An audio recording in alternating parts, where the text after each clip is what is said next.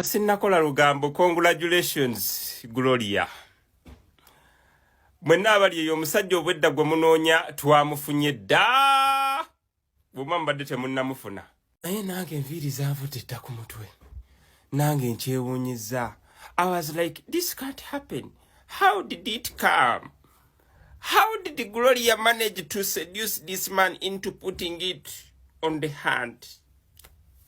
Omusajja obwedda abatuuzizza ku nninga asuza ab'eŋŋambo nga temwebase wuuyo. Yeye. Oscar Kampala y'omusajja obwedda abasuza nga temwebase okuva ku makya. Bwedda mwetala, bwedda twetala mbadde ndi awo nga bamusola mu inbox nti yuya. Oscar Kampala owaffe ono wa bulijjo. You know this guy ono tali atuuga amasuuti. That guy. One of the most handsome brown chocolate men in Kampala. Gwe bakyasinze okwettanira abawala abangi abafiira ku oyo.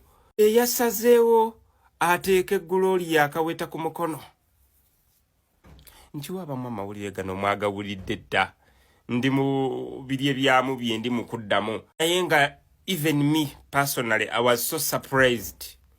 This is the man we are looking for. How did Gloria manage to seduce it? Yamugambye ndowooza nze mu kulowooza okwange nti no sompyo before marriage. First put it on the hand, then I will give you some chop. Ndowooza. Kuba bannange ebbanga Oscar tetumulabangako yadde akasiisiiri yadde akaki. How did Gloria manage to tell it to put it on the hand like this? My God. Mwetale.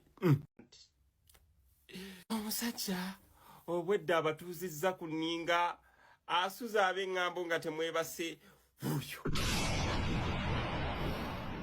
Yeye.